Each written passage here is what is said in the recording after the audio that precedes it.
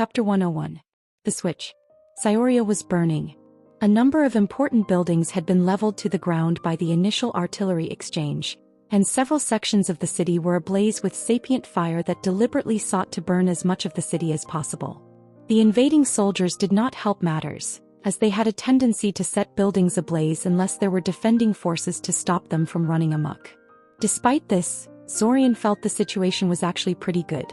Based on the previous invasions he had witnessed in the time loop, he had expected the city to suffer far more than it had so far.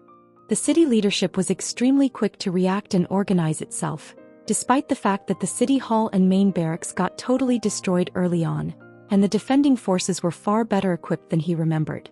This was only partially the result of Zack and Zorian's machinations. It seemed that despite the two sides' agreement to keep things relatively secret and low-key, some awareness of what was happening still ended up trickling down to Cyoria's authorities. I was good. Zack and Zorian had more important battles to fight, and couldn't afford to come to the aid of the city at this time. It was up to the city itself to douse the fires before they went out of control, and repulse the invaders pouring out of tunnels beneath the city. Was it cold-hearted of them to leave Cyoria entirely to its own devices in a time like this? A little. However, Zorian firmly believed that what they were doing was the best way to minimize the number of casualties. Getting involved in the city fighting would no doubt cause Quatakikal and other invasion leaders to make their own appearance there as well. It was not in the interest of Cyoria and its inhabitants to have a bunch of ultra-powerful mages duking it out in the city streets.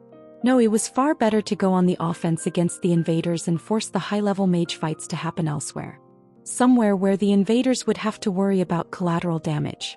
This was why one of Zorian's simulacrums was leading a force composed of golems, Alanix recruits and mind-controlled monsters straight towards the Abasan underground base. The base held the dimensional gate through which the Abasan forces intended to retreat once their goals had been achieved, which meant it had to be held at all costs. Thus, the moment the invaders realized there was a powerful army heading towards their retreat point, they had no choice but to redirect most of their forces to try and stop them. The defenders on the surface probably didn't realize this, but they were fighting a mere fraction of the invading enemies, because most of them were currently busy fighting Zorian's army in the tunnels below. Well, the original Zorian was busy with other matters entirely, so it was more accurate to say they were fighting an army led by his simulacrum. But on this particular day it hardly mattered. Zorian and his simulacrums were truly one, their minds fused together to an unprecedented degree. He felt less like a man with a couple of copies running around, and more like a single mind controlling multiple bodies. It was the culmination of all his research into the way Princess and the cephalic rat swarms functioned, and he previously did not dare use it outside of a testing chamber. He was afraid of such magic warping his personality and sense of self, especially if used on a regular basis, but desperate times called for desperate measures. It should be safe to use it just this once. Hopefully. Currently, Zorian's simulacrum body advanced confidently towards the massive enemies blocking the nearby tunnel entrance, unintimidated by their attempt at setting up a blockade. His army, composed of several hundred golems of various sizes, almost 100 mages that Alanik recruited for their cause, and several hundred hook goblins and other dungeon denizens, swarmed behind him waiting for orders. A pair of shining projectiles, one red, one blue, came flying at him from the enemy barricade ahead. They shone so bright they were painful to look at, as their flight created a startlingly loud screaming sound as they homed in on Zorian. He did not even bother to defend himself. It would be a waste of his limited mana. The huge bodyguard golem that never left his side raised its massive hands in front of Zorian and slapped down the incoming spells like a pair of annoying flies. They exploded into a pair of blinding explosions that somehow strengthened and reinforced each other, becoming stronger than the sum of their parts. But it simply wasn't enough. The defensive wards of the massive bodyguard golem harmlessly neutralized the blast, leaving Zorian completely untouched. The golem was left without so much as a scratch as well. Without saying anything and before the explosion was even fully over, Zorian pointed the huge magical rifle in his hands at one of the mages that launched the attack and fired. The bullet reached the target at supersonic speeds, effortlessly punching through the defensive wards the Abasans put on their little barricade, hitting the enemy mage in the chest before he could put up any sort of defense. It wasn't a killing blow, but the mage was out of the fight for the foreseeable future, so it might as well have been.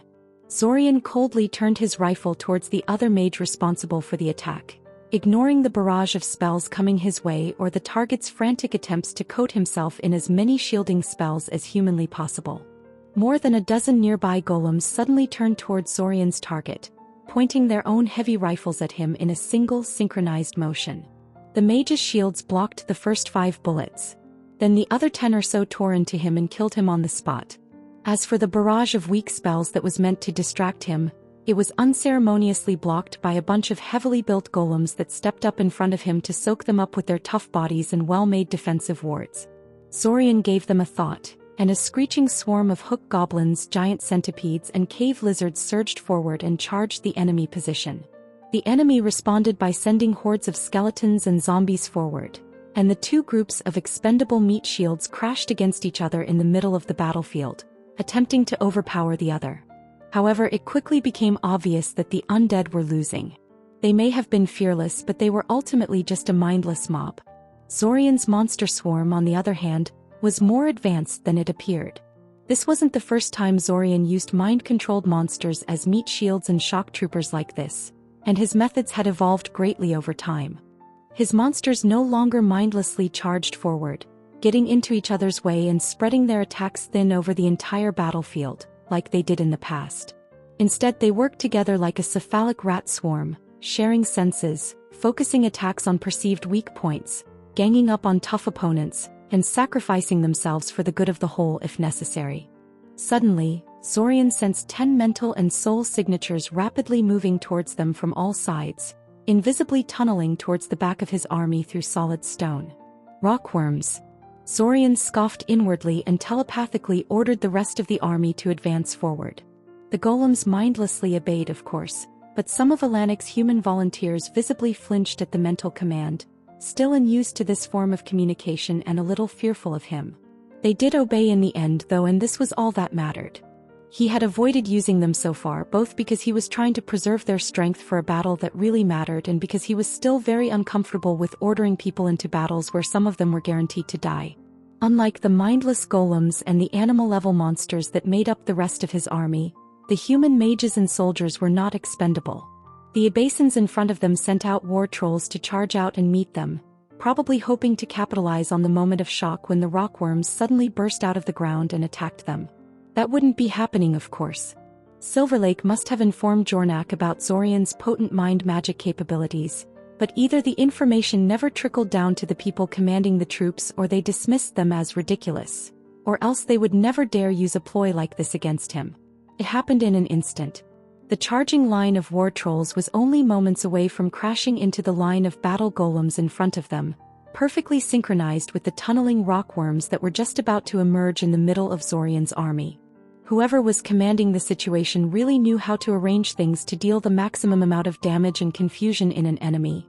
And Zorian could literally sense the glee and anticipation in the minds of Abasin mages as they waited with bated breaths for the inevitable catastrophe to befall the enemy. And then Zorian suddenly reached out to the 10 approaching rockworms with his mind, tearing through the Abasin mind control schemes like they were made of cobwebs, and commanded them to switch targets. And so they did. Just before the golems and war trolls were about to clash, 8 of the rockworms burst out of the floor and ceiling, tackling the biggest, meanest-looking trolls to the ground and breaking their momentum. When the 2 groups finally met, the war troll regiment immediately crumbled before the pitiless advance of metal puppets. Tougher than steel and armed with scorching hot blades specifically designed to neutralize the trolls' natural regeneration, the golems wouldn't have had an issue even without the rockworms' help. With them distracting the leaders of the war trolls' regiment, the war trolls had no chance. Zorian kept advancing forward. In fact, he had never stopped doing so. As he got closer to the battle between the golems and war trolls, one of the war troll leaders stumbled in close to him. A rockworm stubbornly wrapped around him like a giant snake. The rockworm kept snapping its massive jaws at the war troll's face, while the war troll used both hands to desperately keep it at bay. Zorian gave a command to his huge bodyguard golem, and the metal puppet reached down with one of its massive hands, grabbed the war troll by its left leg and picked it up in the air.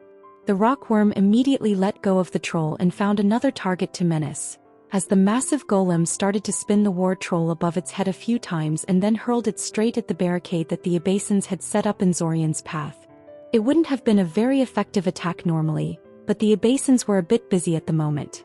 The last 2 rockworms that Zorian didn't send after the war trolls were instead pointed at the mages normally responsible for commanding them. Additionally, Zorian's monster horde had mostly dismembered the undead chaff sent to stop them and were currently attacking every available weak point of the barricade in the attempt to break through. As such, they could do nothing but watch as their own war trolls, large even by troll standards and clad in heavy steel armor, spun through the air and physically slammed into the boxy stone cube that served as the core of the barricade's defensive wards. The cube shattered into hundreds of pieces, and the wards covering the fortification immediately went down with it. Without breaking his stride, Zorian retrieved the bulky grenade launcher gun from his back and fired 3 frost grenades straight into the biggest clumps of Abasin mages he could see. Barely a moment afterwards, his human underlings joined him in the attack, unwilling to let such an obvious opportunity go to waste, and a wave of energy spells, bullets, and grenades came raining down on the Abasins. Demoralized by their repeated failures, the Abasin forces abandoned their blockade and ran. Zorian was about to command his forces to give chase and thin down their forces when a familiar figure materialized in the air in front of him. It was a floating humanoid wearing a scarlet-red robe, his face hidden beneath a hood that masked his features under a veil of darkness. Even after unmasking himself to them, Jornak still used his red robe outfit to face them. "You were hiding your abilities when we fought earlier," said Jornak, idly blocking a handful of bullets Zorian's soldiers had fired at him while simultaneously firing a streak of lightning back at them. The lightning line hit the first target in an instant, killing him on the spot, before arcing from target to target 5 more times, claiming 3 more lives and disabling 2 more. Zorian immediately ordered them all to withdraw. They might have held some usefulness as a distraction, but they would have to die in droves to achieve that, and he didn't want that on his soul. The Jornak in front of him was just a simulacrum anyway, so it wasn't like they would accomplish much by putting him down. "We both hid our true abilities," Zorian told him, firing a few rounds from his rifle at the floating figure without missing a beat. Jornak blocked them just as easily as he did the bullets from before, looking completely unconcerned. Some kind of shield specialized in defending against physical attacks like bullets? There is nothing strange or unexpected about that. "I really hate those things," Jornak commented. Zorian was pretty sure he was talking about the rifle in his hands. "They caused so much grief and suffering. I wish they were never invented. I'd certainly never use one of those unless I had no choice. I believe Zack feels the same. That's why it surprised me so much when you used one against me the first time we fought. In a way, you're even more honorless than I am." Zorian did not feel like being lectured to by someone like Jornak, so he simply ordered his golems to attack and prepared to cast a spell. He didn't think the man was really here for a philosophical discussion anyway. He probably just wanted to stall Zorian with pointless talk while the enemy forces converged together and regrouped. Almost simultaneously, both of them hasted themselves in an attempt to catch each other off guard and let loose 3 spells each. The walls of the tunnels around them instantly melted, warped, and shattered. They were both unharmed for it. A faint shockwave of the clash propagated itself to the spot where Zorian's human army had retreated, prompting them to fearfully retreat even further. Zorian frowned, looking at the red-robed figure in front of him. Truthfully, he had known something like this would happen when he started this attack. He would have been seriously worried if someone hadn't shown up to stop him, since he would soon be approaching the Abasin base. Their enemies had to stop him before he could shut down the dimensional portal they used to shuffle their forces from place to place. Without it, the invasion was finished before it even began. The trouble was, the original was already fighting elsewhere, and that fight was way more important than this one. This was also the reason why the only serious opposition their enemies had sent to stop him was one of Jornak's simulacrums. They were already pressed elsewhere and couldn't spare anyone else. Truthfully, this whole operation was a bit of a deliberate distraction. He had never really expected to take the Abasin base because most of their forces were busy elsewhere. His main purpose was to lessen the pressure on the city and to threaten the Abasin retreat point to the point where they would be forced to send someone important to defend it. Both of the goals had been pretty much achieved. The very fact that Jornak had been forced to send one of his simulacrums and waste his mana on this was a success. At this point, it would serve his purposes just fine to simply drag this fight out as much as possible, wasting Jornak's mana and preventing him from fully committing elsewhere. Or he could take a risk and try to eliminate the simulacrum for real. something that would force the enemy to shift even more resources to this conflict, but had a high chance of blowing up in his face if his simulacrum ended up being destroyed in the clash. All of the human recruits that followed him to this place would die soon afterwards, and the Abasins would once again be free to focus their effort on the city above. The indecision only lasted for a moment. He swiftly ordered his golem army into motion and then created a swarm of tiny projectiles around him. Each one was smaller than his thumb and glowed with bright orange light, circling around him like a river of stars. Though seemingly weak, each of the little orange stars contained the force of a fully powered fireball. They were fast, maneuverable, and Zorian could hold them in reserve until he needed them. He immediately sent 3 of them at Jornak on curved, complicated trajectories and then followed them up with a lance of force aimed straight at his head. Jornak's reaction to the small army of golems trying to tackle him surprised Zorian, however. Rather than use magic to evade them or waste a huge amount of mana to batter their spell-resistant bodies, he simply punched them away. The simulacrum Jornak sent here was clearly special in some way that Zorian did not understand, because he possessed downright incomprehensible physical strength. His mere punches sent man-sized golems flying away like discarded dolls, and a well-placed kick could easily snap a knee joint and render the golem useless. Worse, Jornak's simulacrum seemed able to regenerate its ectoplasmic body with minimal effort on his part. Twice Zorian managed to severely damage him, blowing off his arm once and piercing a big hole with a force lance in his torso the other time, and in both cases the damage went away in mere seconds. Zorian ordered his bodyguard golem to join the fray, hoping to use its size and powerful wards to simply overpower Jornak with raw strength, but this quickly backfired. Jornak took out 3 grenades from his pocket and threw them above his head before teleporting out of the huge golem's reach.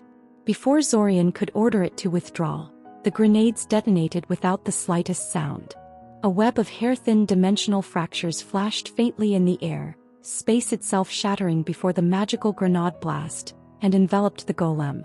As potent as the great golem's defenses were, very few things could stand up to the cutting power of dimensional fractures. The thin black lines went through the golem's bulk with hardly any resistance, snuffing out its animation core and cutting up its bulk into hundreds of tiny pieces. Zorian could only helplessly watch as his creation, one which had been crucial in his coming this far so easily, fell apart in front of his eyes. Now he was kind of angry. He launched all of the fire stars he had circling him straight at Jornak's simulacrum, forcing him onto the defensive, and then physically charged straight at him. The enemy simulacrum hesitated for a second, no doubt wondering what had possessed Zorian to do something that stupid, before deciding this was too good of a chance to pass up. He charged as well, rushing to meet Zorian head-on. Jornak's simulacrum was clearly far more powerful up close than Zorian's. Just before they slammed into each other, Jornak's whole body became shrouded in arcing red electricity that reminded Zorian of Quatakikle's favorite spell. In a blindingly fast movement, Jornak's hand flashed forward and punched straight through the chest of Zorian's simulacrum. Despite being made out of metal and alchemically treated materials, his body provided very little resistance before the ectoplasmic hand, which passed through him like a very sharp blade. Damaging red lightning immediately began spreading itself through the chest cavity of the simulacrum, irreparably damaging sensitive components. Zorian ignored the damage. Instead, he reached out with both hands and firmly gripped the hand sticking out of his chest. Realizing that something was wrong, Jornak's simulacrum tried to wrench its hand free of the grasp, but he wasn't fast enough. Hundreds of mana threads erupted out of Zorian's palms, burrowing themselves into Jornak's ectoplasmic flesh. Jornak's simulacrum shuddered and twitched as it tried to move, but failed to wrench itself out of Zorian's grasp. Even as Zorian's chest started to flake off around the hand stuck in it, internal components seeping out as fine black sand, Jornak's own form was getting blurrier and more indistinct. Moreover, the degradation of Jornak's simulacrum was clearly progressing faster than that of Zorian's own puppet body, more and more mana threads spreading throughout its ectoplasmic form and disrupting it on a fundamental level. Jornak croaked incredulously before his entire body, red cloak and all, warped and flickered like a badly made illusion and collapsed into smoke.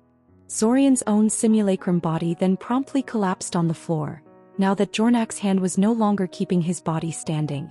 His internals were far too ruined for him to move his limbs anymore, and just about the only thing he could still move was his head. Eventually, the human soldiers under his command decided to check things out and cautiously approach the place of the battle. "Hey!" Zorian suddenly called out from the ground where his crumpled simulacrum body lay motionless. A bunch of people looked at themselves before the closest soldier pointed to himself curiously. "Yeah, you with the beard. Cut off my head." "I beg your pardon?" the man asked, shocked. "I can't move my body, so it's mostly just useless weight at this point. Sadly, none of my golems are too good at fine manual dexterity, so it's up to you to cut off my head and carry it with you. You'll be my official head carrier from now on." The man gave the body on the floor a strange look before sighing. "This is not what I signed up for," he mumbled under his breath. At the same time, one Zorian was fighting in the tunnels beneath Cyoria, but he was also in Koth, preparing to participate in the assault on the Abasin base there. Jornak had made a portal link to Koth earlier in the month, in order to eventually take Zorian's friends and family hostage. And now there was a small Abasin base hidden out there in the jungle, relatively close to the Terramachula estate. Zorian couldn't tell if Jornak still placed any hopes on this plan. On one hand, the base was still there and the portal connection was not shut down. Surely their enemies would not have done this if they knew that Zorian had opted out of using the Terramachula estate as his sanctuary? On the other hand, the base looked pretty small and understaffed to Zorian's eyes. Just a single regiment of war trolls and a small horde of undead, led by a handful of human mages? This was a pretty half-hearted operation. Or that's what he thought anyway. Orisa and the other Terramachula around him apparently did not share his sentiments. "What a nasty surprise these people had planned for us. This would have been a disaster if the attackers had caught us off guard," Orisa commented. "I've seen you fight," Zorian said, frowning. "A house with several dozen mages like you should have no problems repulsing a force like this, even if the war trolls and undead are more resistant to be attacks than most targets." Since most of their attention was placed elsewhere, Zorian was here only as a simulacrum. Moreover, he did not have an army of golems with him like the simulacrum beneath Cyoria did. He was here more as an advisor than anything. The Terramachula would be the ones who did all the fighting. "You did?" Orisa asked curiously. "How strange. I don't remember fighting anyone while you were around. Still, while I thank you for the compliments, the simple counterpoint to your claim is that our house doesn't have several dozen mages like me. I am very much exceptional, both in talent and the amount of resources that have been spent on me. Most of the members of our house aren't particularly good at fighting to begin with. Most of them are primarily trackers and surveyors, using their bees purely to find things and fighting only as a last resort." "Ah," said Zorian, wincing a little internally. Yes, he probably shouldn't take someone like Orisa to be the benchmark for your average member of the house. "So why did you insist on making this attack, then? Why not just defend your estate like I advised you to?" "There is too much risk involved in that," Orisa said. "If our main hives are damaged in the fighting, it would be a huge blow to our operations. But more importantly, the elders want that portal." Zorian raised his eyebrow at her. "The portals, of course. The base Jornak made for this operation connected Koth directly to Altazia, bridging the vast distances between two continents with a permanent dimensional connection. The value of this was incalculable. And, you think you can take out this force which you aren't sure you could defend against effectively, in such a way that you can seize the portal intact?" Zorian asked her curiously. "There is a chance, yes," Orisa told him with a mysterious smile. "In a direct fight, I wouldn't be too confident of my chances, but thanks to your information we have a chance to take them off guard. If we can sneak enough bees into their base without them noticing, then their first indication of an impending attack will consist of getting swarmed by hundreds of magical bees each. You'd have to make sure to get them all or the whole thing will fail," Zorian pointed out. "If even one survives the initial attack, he will close the portal." "Of course," Orisa said. "That's why it's important to be patient and do this slowly. You said there was no rush, yes?" "None," Zorian admitted. This fight was relatively irrelevant in the grand scheme of things. If the Terramachula could really seize the portal, Zorian supposed they could send in some of their forces to the other side to assist them, but that was unlikely to be decisive in any way. "In fact, I wholly support your decision to be careful. Less chance of your needing to pull us out of the fire if we flounder?" Orisa asked knowingly. "I'm just a moderately talented teenager," Zorian said. "I could hardly turn the tide of battle all on my own." "Yes, I'm sure," Orisa said. "How many living people did you say were in the base?" 28, Sorian said with barely a thought. He then quickly pointed out to her where exactly everyone currently was so her forces wouldn't waste time scouting the base for no reason. You know exactly where everyone in that base is even from this distance, Orisa said lightly. But you're just a moderately talented teenager? Your brother should have taught you how to lie better. It's just a standard mind sense that all psychic people have, Sorian protested. Just an innate ability, nothing more. I'm quite sure that Daimon couldn't replicate what you just did despite being way older than you, Orisa said. Why was he so bad at this look relatively normal thing? This was going to be a real problem in the future, he could already tell. You know what? I'm shutting up now, Sorian sighed. You have a surprise attack to plan, so you should get on that, and I'll just stand on the sidelines and let the adults handle everything from now on. Please protect me, Damon's fiancé. My brother will never forgive you if you get his beloved little brother killed. She set loose some of her bees on him for that. Zorian was in the tunnels beneath Cyoria, he was in Koth, and he was even in the academy in Cyoria, setting up contingencies in case things failed to develop as they hoped. But mostly he was at Ayaska's mansion. In fact, Zack, Svim, Alanik, Daimon, and most of their forces were also at Ayaska's mansion, because that's where the Abasins held their kidnapped shifter children. It was a bit of an obvious choice in retrospect. It was heavily defended, it was really far from any other civilization, and it had a gate connection to the Abasin base beneath Cyoria. However, there had been lots of obvious choices when it came to the place where the Abasins held the shifter children, and the cost of attacking Ayaska Mansion was huge. It wasn't something they would be willing to commit to unless they knew there was something of critical importance there. Well, now they knew, and the mansion and its surroundings had become the site of a bitter battle. Zorian's real body was here, standing on the back of Princess as the forest burned and shuddered around them. Thousands upon thousands of undead were charging at them, ranging from simple undead boars to towering mountains of stitched-up flesh that could rival even the biggest of Zorian's golems in size. Zorian's golems took care of most of them, tearing into them with grenade throwers and dismembering them with giant blades, but there were just too many of them. Fortunately, Princess was unafraid of the horde of the walking dead, and her 8 heads were ever vigilant. Any undead that dared approach her was immediately dealt with, without Zorian having to do anything. Immediately behind the undead horde was a rapidly approaching mass of monsters, mostly war trolls and winter wolves, with a huge swarm of iron beaks hovering above them, cawing ominously. Some rockworms were moving invisibly beneath the surface of the earth, but their controllers were wiser than the ones beneath Cyoria and made sure the worms avoided Zorian like a plague and stayed as far away from him as possible.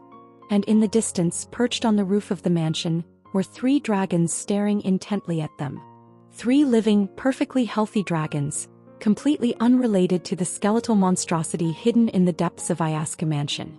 Oganj and his 2 students, Zorian was sure. They weren't doing anything for now, but Zorian knew this wouldn't last as they got closer to the mansion itself. The attack was meant to be a surprise, but their enemies had clearly been ready for them anyway. Well, it would have been nice to catch their enemies completely off guard, but he had never really thought this would be an easy battle anyway. After some back and forth with Zack, Zorian gave a silent signal to the menacing mass of iron beaks in the sky, and suddenly the whole flock swerved to the side as one, before letting loose a massive volley of knife-like feathers at a seemingly empty patch of land.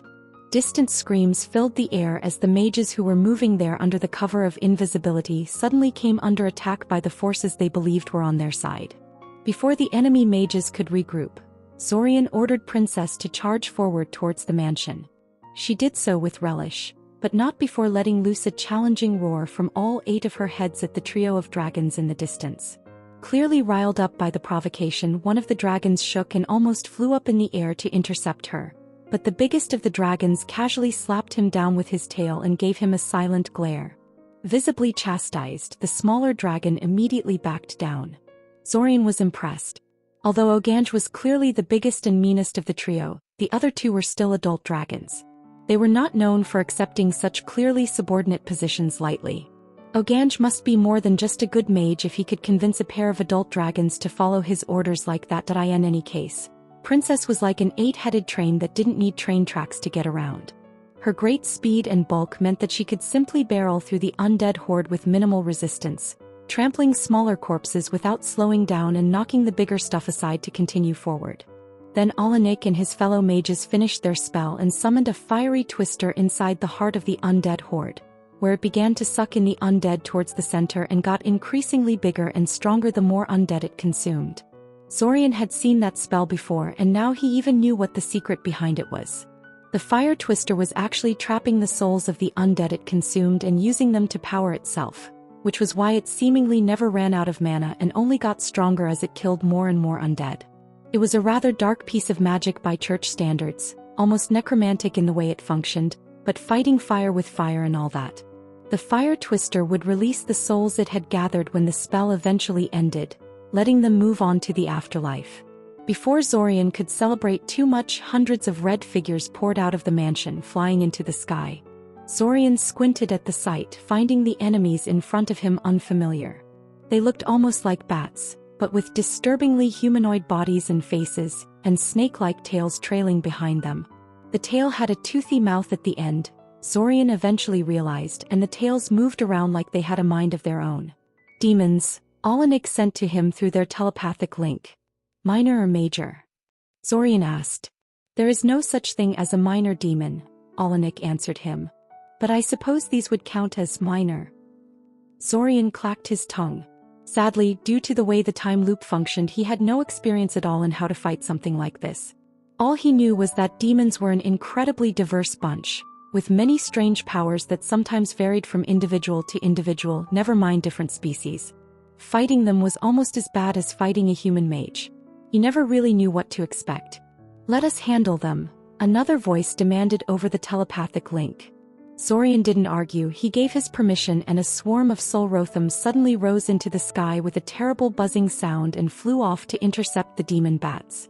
For a while, Zorian busied himself with guiding several severing discs and decapitating war trolls and winter wolves while Princess trampled everything in her path, but gradually things began to bother him. Things were going pretty good, but he couldn't help but feel that this was because the mansion defenders weren't really giving their all to stop them. They were just sending disposable troops to buy themselves more time for something. The fact Oganj and his 2 students were just sitting there on the mansion roof and watching the battle with seemingly no intention to get involved was especially bothering him. Why were the freaking dragons not attacking? Hell, they hadn't even sent the skeletal dragon into the fray. He nervously fingered the cube given to him by the angel he summoned, wondering if he should. No, this wasn't the right time. Using it now would be a mistake. Something in the back of his mind insisted that this was true. He put the cube back into his jacket pocket and made a quick conversation with Zach, Alanik, and everyone else. Soon, an absolutely massive creature rose into the air in the distance before rapidly approaching. It was the Solrotham holy beast, the massive sandworm that had given them so much trouble when they had tried to fight it. Now it was on their side. Flying on hundreds of translucent butterfly-like wings, the worm made a beeline for the 3 dragons. At the same time, the others also made their own moves. Zorian projected a blast of repelling force in front of Princess, knocking aside some troublesome opponents that had halted her advance, and ordered her to head straight for the mansion and its guardian dragons, damn everything else. Meanwhile, a milky white orb suddenly rose into the air, carrying Zach, Svim, Alanik, and Diamond towards the dragons with incredible speed and agility. The dragons immediately realized they were being targeted and rose into the air as one. Oganj bellowed out something to his 2 students and they each picked their own opponent. The left one went to intercept Zorian and Princess. The right one flew off to engage the massive sandworm in the sky above the mansion. As for Oganj, he seemed to have identified Zach's group as the biggest danger out of them all, and thus something he should deal with personally. Zorian was modest enough to admit the dragon mage was probably right. In any case, once Oganj decided it was time to fight, he did not hold back in the slightest. Zach's sphere was too fast and maneuverable for the great dragon to dodge it or breathe fire on it, so he instead reached for his magic. Waving his hands in a surprisingly human-like gesture, Oganj created an incandescent white sphere in his hand and thrust it in the opposing sphere's general direction. Even though the attack wasn't aimed at him and he was quite a distance away, Zorian could still feel his neck hairs raise at the amount of mana Oganj poured into the spell. Dragon magic was bullshit. Thankfully, all of them were quite unusual in their own way, and Zach had 3 other people supporting him. Before the destructive sphere could actually get close to Zach's sphere and detonate, Space started to bend around it like something invisible was being wrapped around it, and then the sphere seemingly winked out of existence. Moments later, a terrifying detonation sounded in the distance. Svim had teleported Oganj's projectile away into a nearby region, but its detonation still sent vibrations through Zorian's chest and lit up the sky like a second sun. Gods. No wonder Zack had died to Oganj so many times. How were they even supposed to fight someone like this? Watch out, you stupid savage. Sudamir's voice suddenly echoed all around the mansion, magically amplified and projected so that it could be heard clearly in the whole region. You're lucky they got rid of that projectile or you'd have leveled the whole mansion. Since when is this kind of magic acceptable when you're defending a place? Shut up. Oganj yelled back in clear human tongue, his voice just as loud as Sudamir's, despite using no magic to amplify it. I know what I'm doing. Go whine to your dead wife instead of bothering me when I'm fighting. Zorian ignored the bickering between Sudamir and Oganj, because he had more immediate issues to worry about. Oganj's student was probably not as powerful as his master, but he was still a dragon mage and he was coming for him. Zorian fired a force lance at the incoming dragon's wing, hoping to ground it. Dragon flight was magical, but they still needed their wings intact if they wanted to use it, so wing membranes were a big well-known weakness. Too well-known, apparently. The dragon tried to swerve out of the way of the force lance, but when Zorian revealed he could make the lance pivot in the middle of flight and change directions on a whim, he found out that the dragon also erected a shield around himself just in case. The force lance hit the shield and shattered harmlessly upon it. Visibly narrowing his eyes at Zorian and Princess, the dragon took a deep breath and launched a stream of fire-based projectiles at them. Apparently this dragon practiced magic that allowed him to shape his breath into various projectiles like exploding fireballs and fast-moving beams of flame. He still couldn't hit Princess. With her 8 heads and her strangely shaped body, she kind of looked like she should be clumsy and slow. But she was a divinely enhanced beast and this impression was totally wrong. Princess was both fast and maneuverable, and not only did she skillfully dodge every projectile the young dragon mage directed at her, she even found the time to pick up various loose stones and small winter wolves that hadn't moved away fast enough and hurl them straight at the dragon in the air. He was a pretty good shot too. Plus, of course, she had Zorian riding on her back. Whenever she couldn't dodge something, he would just deflect it away while periodically annoying the dragon with simple force projectiles. He was pretty sure that this was the dragon that had wanted to fight Princess when she had bellowed out a challenge at the start of the battle, so he should be a fairly irritable sort. Annoyingly, the dragon had placed mental shields on itself before the battle had even begun. They weren't much, but dragons were already a pain to affect with his powers, even without dedicated mental defenses, due to their magic resistance. The mental shield, crude as it was, simply made the idea of targeting it with mind magic a complete non-starter. Thankfully, Zorian's hopes about the dragon's irritability proved to be correct. After repeatedly dodging his projectiles and harassing him with force spells, the dragon had apparently had enough. He could have continued flying high outside of Zorian's and Princess's effective reach, but instead he decided to descend closer to the ground so he could catch them with a more powerful attack. It was a good attack, Zorian had to admit. The dragon created a translucent blue ball in front of him and launched it at the pair. As it got closer, it suddenly extended into a large gelatinous dome and trapped them inside it.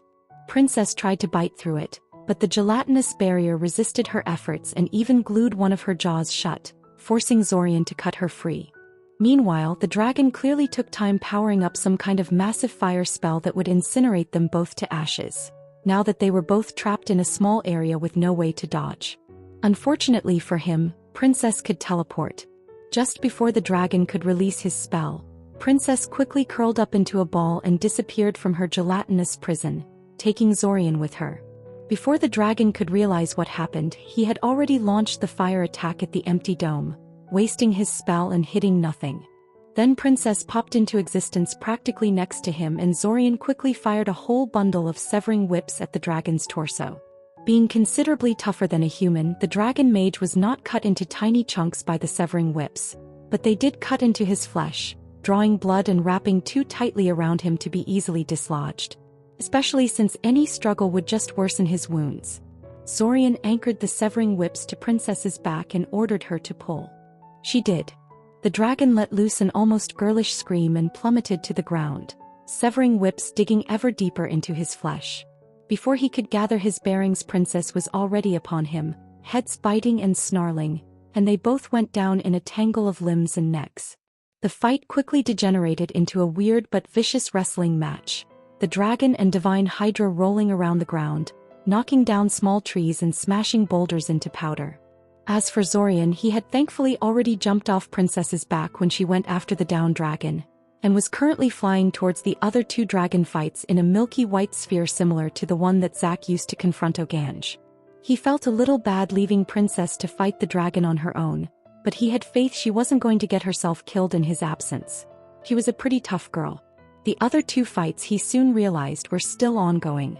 In fact, they had merged into some kind of confused combined battle thanks to two facts. One, Ogange student couldn't really stop the flying sandworm. He could keep it busy, but the sandworm was too big and massive for the relatively tiny dragon to stop it from going wherever it wished. Secondly, the Iron Beaks decided on their own initiative to pick a fight with the two dragons. Zorian had no idea how that had happened, since picking up a reason from the minds of Iron Beaks itself proved unhelpful. They were just very, very angry and apparently hated the three dragons from the very moment they had shown up and arrogantly claimed the mansion's roof like they owned the whole place. Compared to dragons, the Iron Beaks were nothing. However, there were a lot of them and they knew when to attack and when to retreat. Moreover, Zack and the others were protecting them, since they found the vicious corvids useful as a distraction. Also, apparently Sudamir really didn't like the fact that his mansion, which contained his beloved wife's spirit, was in danger from all this fighting around it. As such, his voice constantly sounded from the mansion, shouting instructions at the two dragons and insults at Zack and the others. He was starting to sound increasingly incoherent as time went by, and by the time Zorian got close to the battlefield, the man had apparently had enough. The roof of the mansion crumbled and the skeletal dragon hidden inside the top half of it started to pick itself up from the rubble. Ogange gave the skeletal dragon and the mansion itself a contemptuous snort before focusing back on his current fight. Of course, the other combatants wouldn't allow another powerful creature to join the fight like that, so before the skeletal dragon could launch itself into the air, Daimon suddenly materialized a giant ectoplasmic body around himself and tackled it off the roof and into the ground below. Daimon had once used this spell to tangle with Princess, back before they had realized how to take control of her, and now it was being used to restrain Sudamir's skeletal dragon. Sadly, Sudamir was no amateur when it came to building his artificial horrors, and the skeletal dragon wouldn't be so easily restrained. Daimon gave it his best, but it was clear that he was losing, and none of the others could afford to turn their back on the other two dragons to give him a hand. But Zorian, who had just arrived on the scene, could. Before the two dragons could react, Zorian reached into the Imperial Orb that he carried with him and an absolutely massive golem popped into existence. It was 6 meters tall and fully made from gleaming, nigh-indestructible metal. The ground sank under its weight as it barreled towards the skeletal dragon being desperately pinned to the ground by Damon's conjured giant. Perhaps it was just Zorian's imagination, but he could almost see an expression of pure panic in the dragon's empty eye sockets just before the metal colossus jumped on top of it and brought down its heavy spiked fists right on top of its skull. Sadly, the moment was slightly ruined by the fact said heavy metal fists didn't shatter the skeletal dragon's skull into tiny fragments with a single blow. Instead, the golem just chipped the skull and ended any hope it had of getting into the air, where its maneuverability would make it a huge threat to everyone on his side. Before Zorian could celebrate and focus on grinding the stupid bone dragon to dust, though a strange ripple emanated from the mansion, causing both him and everyone else to halt in their tracks. "I really hoped this wouldn't be necessary," Sudamir's voice sounded again, this time sounding calmer and more subdued. "Shit." Zack suddenly swore over their telepathic connection, and then Zorian's entire perception lurched and twisted. His vision warped, his knees buckled and bile rose to his throat, threatening to make him puke. He immediately recognized the symptoms. It reminded him of a botched teleportation spell, except he quickly looked around. He was still next to Ayaska Mansion. The Colossus Golem was still holding the skeletal dragon pinned to the ground not far from him, and the Iron Beaks cawed frantically in the sky above, their synchronized murder flock wobbling chaotically in a disorganized fashion. He was impressed they hadn't dropped from the sky when the dizziness hit them. Beyond Ayaska Mansion, though, Zorian could see a building. A familiar building. and in the distance he could see burning fires and hear the sound of city defenders facing off against marauding war trolls and hordes of undead. It took him only a moment to realize what had transpired. During the last planar alignment, a group of mages managed to perform an incredible feat of transplanting their city from one continent to another. What Jornak and his allies did was relatively tame in comparison. They had simply switched Ayaska Mansion and its surrounding space with a piece of Cyoria. Zorian sighed. He gave a mental order to the Colossus Golem and it brought down its fist once again on the skeletal dragon's skull, this time shattering it to pieces, causing the rest of its bony body to fall limp and lifeless. Despite all their attempts, everything converged back in Cyoria in the end. In the sky above, Oganj gave a bellowing roar as the battle began anew. Chapter 102. Giants. In the middle of Cyoria, relatively close to the massive bottomless hole around which the city was built, there was an anomaly. A large mansion sat there like a lonely sentinel surrounded by trees. No road led to it and the surrounding forest was far too thick and wild for a city park. The area was perfectly circular, even cutting several buildings in half at the edges, as if someone had switched a portion of the northern forest with a random city district with zero care as to how it would naturally fit inside. Which is exactly what had happened, of course. While Zorian and the others had been fighting the dragons and trying to break into Ayaska Mansion, their enemies had been performing a powerful teleportation ritual to send said mansion straight into the heart of Cyoria, right next to the place where the primordial release ritual was to take place. Zorian took a few moments to replenish his mana reserves a little and marveled at the sheer audacity of the feat. He had been curious for a while now why Quatakikl, Silver Lake, and Jornak weren't helping their dragon allies defend the mansion. Now he knew. This kind of ritual spell wasn't something that could be done on a whim, or stopped in the middle without consequences.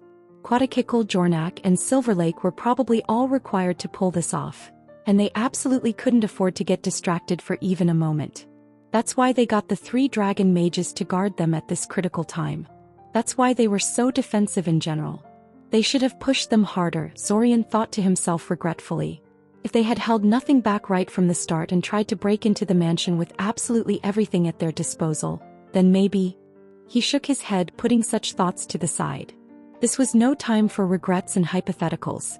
Besides, in a way, luck had been on their side. Zorian had not invested too much time studying these kinds of ritual spells, but everything he knew about them told him they had to have started the ritual a long time ago. Long before Zorian had given everyone a signal to start the attack, Jornak and his allies had started casting their spell. If they had moved any slower, it was possible the fight would have started with the mansion's sudden teleportation in the middle of Cyoria. Now that would have been a disaster. He observed the battleground around him, trying to figure out his next course of action. Princess had been too far to get caught in the teleportation effect, which meant she was effectively out of the fight. It would take too much time and mana to get her to Cyoria, assuming she could even finish her fight with her draconic opponent in a timely manner. The Solrotham's flying sandworm had also been left behind, being far, far too big for the teleportation spell. On the bright side, both of the divine beasts had tied up one of the dragon mages through their efforts. The one Princess had been fighting was obviously too far to get teleported, and the second one had been hit by the sandworm and flung into the distance at the time the teleportation effect hit, causing it to be left behind as well. The only dragon mage left now was Oganj, who was currently fighting Zorian's allies in the sky above the mansion. Unfortunately, Oganj was by far the most powerful dragon mage out of the 3. And they were now fighting above a highly populated city, where collateral damage was very much an issue. On the bright side, Zack and his entire group had followed Oganj to Cyoria, and they were joined by most of the Iron Beaks and the Solrotham. Zack and the other human mages were currently busy keeping Oganj from leveling the city, but the other 2 were basically unopposed. Under the leadership of their high priest, the devil wasps had thoroughly beaten the demon bats, and were currently just mopping them up. As for the Iron Beaks, they were quickly recovering from their sudden change in scenery and their fighting spirit didn't seem lessened by the experience. Both groups would soon be free to join the other battlefields. Which was good because a flood of war trolls, various monsters, undead and enemy mages suddenly started pouring out of Ayaska Mansion. Zorian was not surprised by this. Why else would their enemies bother transporting the entire Ayaska Mansion to Cyoria unless it was filled to the brim with troops? Still, he was kind of surprised that they managed to keep so many of their forces in reserve like this. The amount of soldiers and monsters they had placed beneath Cyoria to fake the main attack wasn't small, and they had also lost a great many of their minions trying to delay them from reaching Iasca Mansion. Jornak and Quatakikal must have been far more active with recruiting than they thought. It wasn't just the Altasian mercenary groups either. Looking at the enemy forces spreading out into the city, Zorian could see that many of them were of clear Ulquinabesa origin.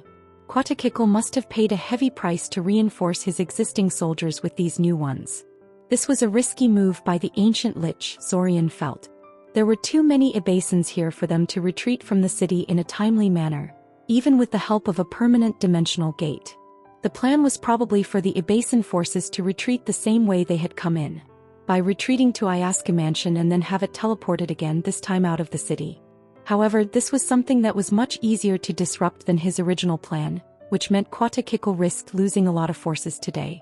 Idly, Zorian wondered how a huge loss in lives and tamed monsters here would reflect on Quatakikal's reputation back on Ulquinabesa. Before deciding this wasn't the time for such thoughts, he directed the iron beaks at these new forces threatening the city, and sent a message to the Solrotham asking them to support them. He received no response from the Solrotham High Priest, but the devil wasps did start to fly towards the forces exiting Iasca Mansion, so they had clearly gotten the message. He also sent a signal to the Academy. Up until this moment, the Academy staff had taken a purely defensive stance and had not gotten involved in the city fighting much, but an improvised combat force had long been gathered and organized. Now that a mass of enemies had materialized practically on their doorstep, the Academy was also close to the hole. After all, they also began pouring out and started to actively confront them. As for Zorian, he did nothing to help their allies against the enemy forces running amok in the city. He'd done all he could for them. They would lose or triumph based on their own merits. Instead, he kept replenishing his mana and waited for. But they were finally here. Quatakikal, Silverlake, and Jornak. The three of them marched out of Iasca Mansion once the flow of troops leaving their base had slowed down to a trickle, their bearings proud and their steps never faltering. All three of them were as Zorian had come to know them. The ancient Lich was in his skeletal battle form, black bones encased in gold-decorated armor and the imperial crown placed securely on top of his bony head. Sickly green light emanated from him, something that he now knew was a visible trace of a powerful ward anchored to the fancy armor he was wearing. His appearance wasn't just for the sake of appearances and intimidation. Jornak was still dressed in that distinctive red robe he loved to wear, his face hidden in darkness. Truthfully, Zorian still often thought of him as Red Robe in his head, even though he was completely sure of his identity by this point. Finally, Silverlake was looking the most relaxed out of the three, dressed in an expensive red dress, hands clasped behind her back as she was looking around at everything around her. Zorian couldn't really hear her due to the distance between him and their group of three, but she seemed to be quietly humming some kind of tune as she walked. It was hard to connect the beautiful black-haired woman in front of him with the withered old which he had come to know in the time loop, but they were clearly one and the same. All three were under the effect of mind blank. Of course, two more new arrivals also caught his attention. At the same time their three main enemies marched out of the mansion, a large procession of people in robes also left the mansion through another entrance. The lead people were dressed in the same kind of red robe that Jornak was wearing, and guarded tightly in the center of the procession was a large armored carriage that seemed to be shaking from time to time, as if someone was pounding on it from the inside. The group immediately set off in the direction of the hole, barely glancing at the fights occurring around the mansion. The second thing that caught his attention was another Quatakikal. This one was identical to the ancient Lich that had just marched out of the mansion, except this one was holding a glowing red gem the size of a human fist, and was standing directly on top of the ruined roof of Iasca Mansion. Quatakikal was using a simulacrum? How interesting. As far as Zorian could tell, Quatakikal was like Zack, in that he didn't like using those unless he had to. He didn't have the convenient telepathic link to his copies like Zorian did, and he probably worried about what one of his copies would do without his supervision. It was hard enough for Zorian to keep his copies in line. He couldn't imagine how many headaches other people experienced with them. So that probably means. The second Quatakikal raised his black skeletal hand in the air, his palm pointed at the sky, holding the glowing red gem exposed for all to see. A complicated magic circle made out of blood red light suddenly sprang up around his position. Red streams of light emanated from the gem like many whip-like tentacles, and the air above the mansion started to twist and distort like hot summer air. Yeah, it was time. He reached into his jacket pocket and retrieved the angel cube. Then he deployed the imperial orb and retrieved from it a much bigger metal cube of his own design. Glancing to the side, he could see Daimen approaching him. His older brother had chosen to stay still for a while after the teleportation event, rather than immediately rejoining Zack and the others in fighting Ogange. He had spent a lot of mana fighting Sidamir's skeletal dragon until Zorian had come, so he probably felt it prudent to take a breather and recover some strength while he could. "That thing on the roof is going to summon something," Daimen told him, concern creeping into his voice. "Something big." "Demons," Zorian said. "I know. But look at those 3 marching towards us. Do you think we can push through them to stop the summoning?" Daimen looked at the ancient lich, the humming witch, and the man in the red robe. He didn't know them like Zorian did, but he was a powerful and experienced mage and could make a decent judgment. He then looked at the battle in the sky where Zack, Alanik, and Svim were fighting Ogange and scowled. Their companions were too busy to come to their aid. "Can you help me hold them off while I do some summoning of my own?" Zorian asked, giving Daimen a brief side glance while focusing on the angel cube in his hands. He had never actually done a summoning like this before. He really hoped he didn't mess things up. That would be really anticlimactic. He swept his hands around him and invisible forces cut deep grooves in the ground around them, forming a complicated magic circle of his own. The lines and glyphs began to glow blue. "You won't seriously ask me to fight 3 master mages alone?" Daimen asked incredulously. "I think you have a very inflated view of my capabilities here, brother." "It's fine," Zorian insisted. "You just have to hold them off for a little while. Plus, you will have Merva here as support." Zorian pointed at the giant hulking golem standing behind them. Daimen muttered something about Zorian having a stupid naming sense, but the reminder that he had a metal colossus on his side had obviously helped breathe additional confidence into him. "Plus," Zorian added, placing his hand on the other much bigger cube, "I won't be completely helpless." Keeping his hand on said cube, Zorian copied Quetzalcoatl's gesture and raised his hand up into the air, palm facing upwards. The small angel cube greedily accepted his mana, interfacing itself with Zorian's improvised magic circle. Hundreds of tiny golden glyphs lit up on the surface of the cube, though from a distance Zorian imagined it just looked like he was holding up a miniature sun in the palm of his hand. A vortex of multicolored light and soft wind suddenly formed around him as the angel cube started to madly draw in ambient mana in the area. A massive, mind-boggling torrent of mana was sucked into the cube, more than Zorian could have ever provided out of his own personal mana reserves, even if he sat there and powered it for several months at the time. This wasn't how summoning rituals usually worked. If Zorian had tried to use ambient mana to help pay for the summoning like this in normal circumstances, he wouldn't just suffer mana poisoning, he would explode into ash and dust before he channeled even a quarter of the mana he was handling now. However, this time he didn't have to channel the ambient mana through himself, as with most spellcasting. The cube was somehow doing that on its own, and Zorian simply had to make sure to guide the mana across proper channels and shape the summoning spell. His mana reserves were still dropping dangerously fast, but the ritual was more taxing on his shaping skills than anything else. Did the angel make the cube specifically to take advantage of Zorian's high shaping skills? Because this was hard. Insanely hard. Other than maybe Svim, Zorian didn't think there was any person other than him that could stop all this mana from running out of control and ruining the titanic summoning ritual the cube wanted to execute. Zorian wasn't entirely sure he could do this himself actually. The difficulty was still increasing. His hand shook and beads of sweat formed on his forehead as the cube in his palm shone brighter and brighter. "An angel's trust is a heavy thing to bear," Zorian lamented in his head.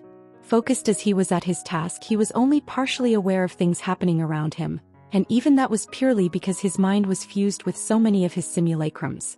One of the simulacrums took over his body and senses while he focused on shaping the summoning spell, and in his current fused mental state, this allowed him to observe his surroundings in a way he would normally be unable to achieve without being distracted. Almost immediately after he started his own summoning, Jornak, Quetzalcoatl, and Silverlake stopped their dramatic march and just plain rushed at him, hoping to stop the spell. If he hadn't been distracted by the strain of the summoning, Zorian would have found the scene funny. As it was, he just watched as the enemy trio started hurling spells at him, only for them to be stopped cold by Daimon and Merva. Quatakikl did his best to hit him with a multitude of his signature red disintegration beams. Jornak was showering the entire area with blindingly bright arcs of lightning that dodged through any static shield and obstacle in the way. And Silverlake was trying to copy Zorian by launching various potion bottles at him with the aid of telekinetic spells. Nothing worked. Daimon recklessly burned through his mana reserves to erect massive golden shields in front of them, tanking most of the damage, and occasionally dispelled incoming projectiles by hitting them with pale blue beams and invisible waves of disrupting force. Anything that got through him was stopped by Merva, who was tough and warded enough to simply intercept incoming projectiles with his body. Merva also frequently went on the offensive, picking up any rocks and boulders from the craters exposed in the fighting and throwing them with surprisingly good accuracy. He also sometimes suddenly charged at them and tried to stomp them flat, a crude but effective tactic that frequently interrupted their spellcasting and forced them to dodge. In general, the Metal Colossus was far faster and more agile than its looks would suggest. It was no slow, lumbering giant. It was a golem equivalent of a dragon, and Zorian was very pleased it was performing as well as he had hoped. It was just a shame he couldn't figure out how to make Merva fly as well. Something to tackle when he started building version 2 of the Colossus. At some point, Jornak seemed to have had enough of the massive golem, and tried to get rid of Merva the same way his simulacrum had gotten rid of Zorian's bodyguard golem back in the tunnels underneath Cyoria.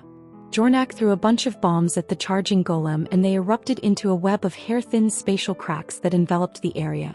Merva was completely submerged in the spatial cracks, but he emerged completely unscathed. The Metal Colossus was a lot bigger than his bodyguard golems, and had a lot more time and money invested into him. Zorian had equipped Merva with the finest wards he could set up, and it would take more than that to take it apart.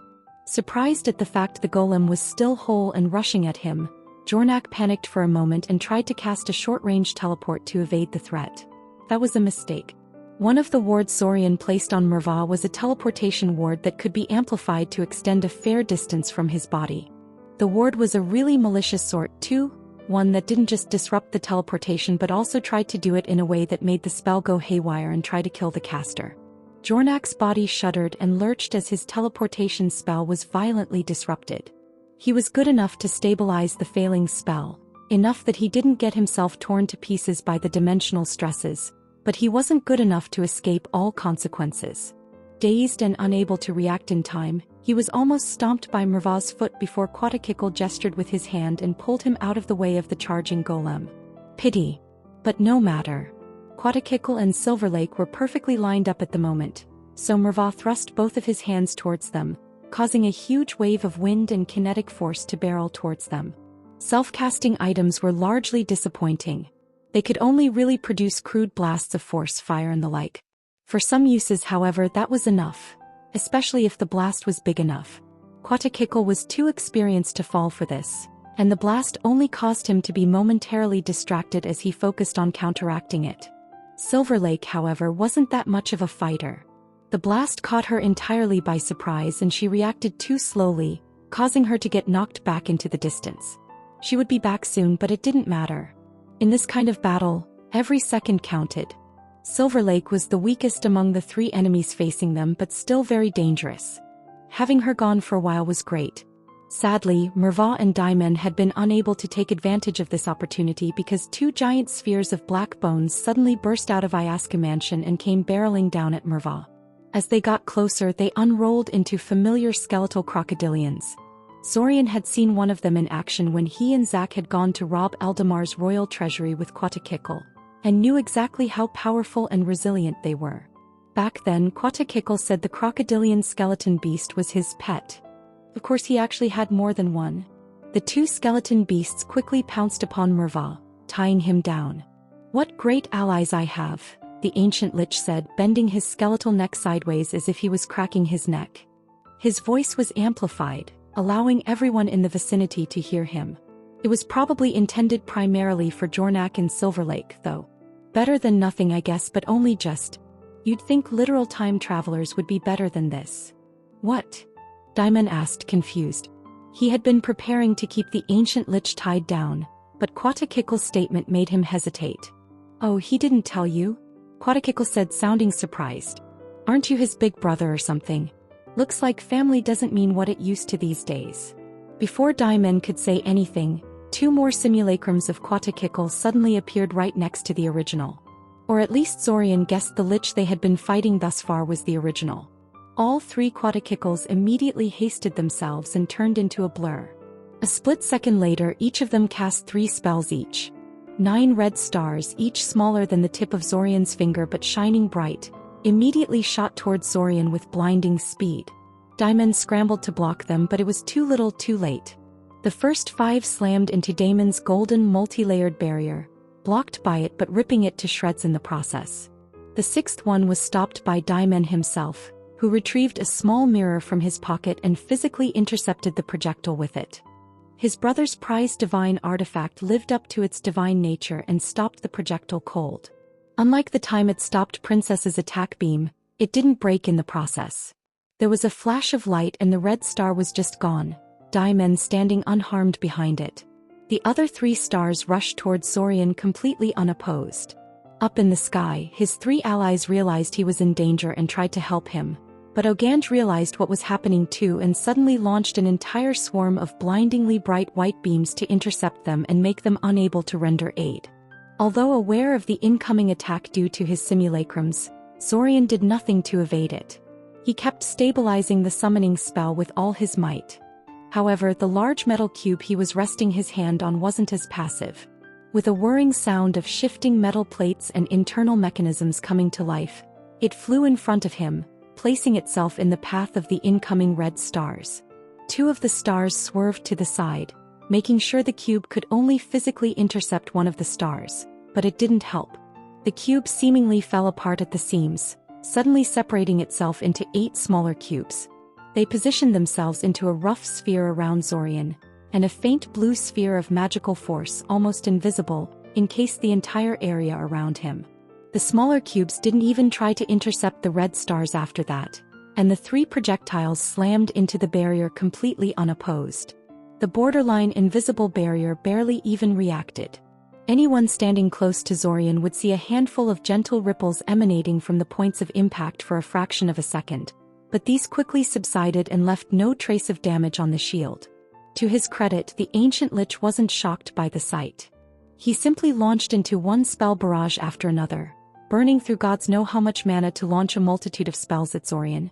Zorian was kind of worried for Diamond at this point, since this kind of onslaught could probably kill his older brother very easily if the lich decided it would be a good idea to kill the distraction first.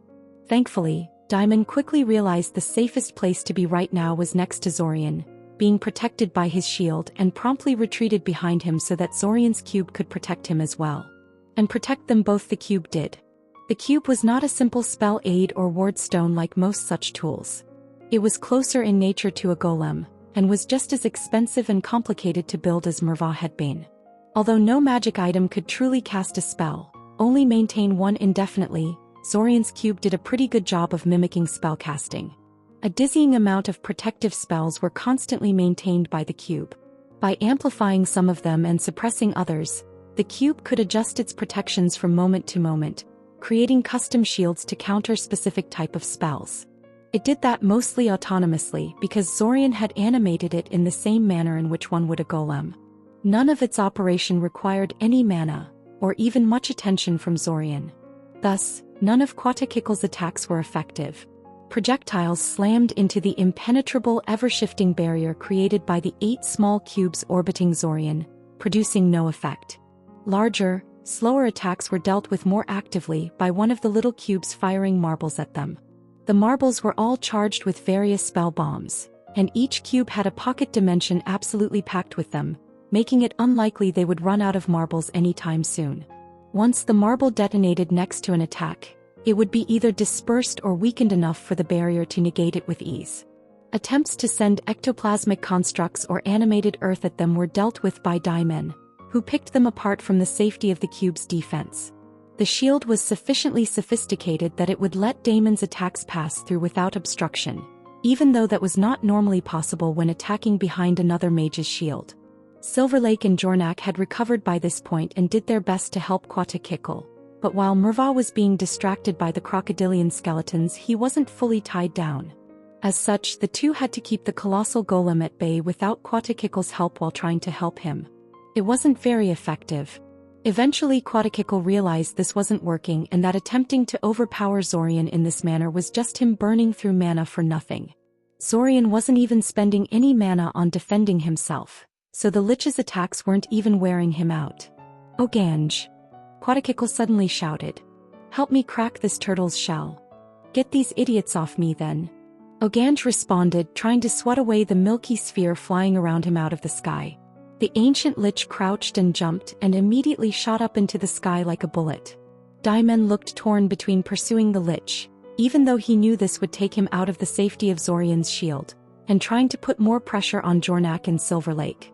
He eventually decided to try and kill Jornak. It was probably a smart decision and Zorian fully supported it.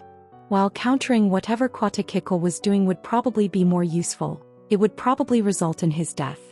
Zorian would rather face more danger than see Daimen die here. Visions of a pale and bleeding Daimen, near death after he had sacrificed his life force to allow Zorian to save himself, momentarily flooded his mind, his control over the summoning spell slipping. No, focus. He pushed these thoughts to the side just like he had pushed them aside this whole month and focused on the matter at hand. The angel summoning. It had to work or else the enemy was going to have a whole bunch of demons on their side, and they would have nothing to counter them with. The battle in the air intensified. Somehow Zack and Alanik found a moment to do some spell interruption of their own and directed a barrage of projectiles at Quatakikle's simulacrum standing on the roof of Ayaska Mansion, trying to interrupt his demon summoning. They failed both because the flying Quatakikle interfered on behalf of his copy and because Ayaska Mansion still had reasonably intact defensive wards, despite all the fighting occurring around it. But then a disaster struck. Quatakikle managed to distract Zack enough to let Oganj face just Alanik and Svim for a moment. Rather than try to kill one of them, an action that could work, but would probably fail, the Dragon Mage decided to instead try to kill Zorian. Zorian could see the logic of it. Dragon battle magic basically specialized in huge, mana-hungry spells that rivaled human artillery magic in power, but with none of the drawbacks that branch of magic usually had. Quatakikle couldn't overpower Zorian's defenses by sheer number of spells, but a powerful piece of dragon magic could surely crack any kind of shield outside of dedicated building wards like the ones centered around Ayaska Mansion. Time seemed to slow down to Zorian as he watched Oganj finish his spell. The dragon's yellow-slitted eyes seemed to radiate pride and contempt as he thrust his scaly, clawed hand towards him, and a huge ball of incandescent flame came screaming down at Zorian. Literally screaming. Zorian didn't know if the old dragon mage added that effect purely for the sake of surprise and intimidation, but the massive fireball created a sharp screaming sound as it flew through the air. Zorian still didn't move to dodge. The 8 little cubes stopped orbiting around him, causing the shield around him to collapse, and flew towards the incoming fireball with great speed, quickly arranging themselves into a ring-shaped formation. Jornak and Silver Lake tried to take advantage of Zorian's momentary defenseless position to kill him before the fireball hit, but Daimen and Merva stopped that from working. As for the fireball, it flew undaunted towards the ring of cubes flying towards it, even though Zorian was sure Oganj could control its flight and try to get it to dodge. He supposed that the Dragon Mage was confident his spell would overpower whatever defensive effect the cube possessed. He was bound to be disappointed. As the fireball got close to the ring of cubes, it seemed to enter a zone of literal slowed time. A temporal dilation bubble that made time pass slower on the inside than on the outside. Oganj's eyes widened as he tried to pull his spell out of the temporal mire, but the cubes would never allow that. The ring of cubes passed around the burning projectile and it simply disappeared. Then they immediately turned around and re-established the defensive field around Zorian. It was as if the cubes pulled an invisible bag over the fireball and carried it off. Which wasn't that far from the truth really. Oganj's massive fireball was currently safely stored in the cube's special time-dilated pocket dimension. It wasn't quite frozen in time, but it was close. Very close. Oganj gave him an angry, hateful look, but was in no position to do anything to him anymore. The moment Quatakikle had given him had passed, and Zack was back in the fight and angrier than ever. Besides, Zorian was almost done with his summoning. Even though he had started his spell later than Quatakikle's simulacrum, he seemed to be working faster. Quatakikle realized it too. "You are to manage this alone for a while. I need to speed things up," Quatakikle yelled and then flew off in the direction of his simulacrum. He soon took a place beside him, causing the demon summoning to speed up immensely. Gritting his teeth, Zorian sent even more mana into the angel cube in his palm, causing it to suck in even more ambient mana from the environment and increasing the strain on his concentration and shaping skills to the edge of the breaking point. Even with the help of his simulacrums, his awareness constantly shrank, until the golden cube above his head became his entire world. Suddenly, the pressure completely disappeared. The air above him warped and twisted, and there was suddenly a huge shadow looming over him. It was the same angel he and Zack had spoken to earlier in the month. Or at least it looked the same to Zorian. A mass of black branches with orange eyes instead of leaves, wreathed in fire and light. However, this incarnation of the angel was bigger. Much bigger. The angel in front of him dwarfed virtually everything around it. Even Oganj and Merva looked like children before it. Other than the Solrotham's flying sandworm, this was the largest creature Zorian had laid his eyes on in his life. The angel wasn't alone.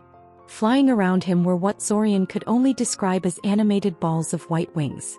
There were at least 20 of them, and if there was a body hidden somewhere beneath all the feathers, Zorian couldn't see it. They looked tiny next to the titanic burning tree of eyes, but Zorian estimated they were twice as big as he was.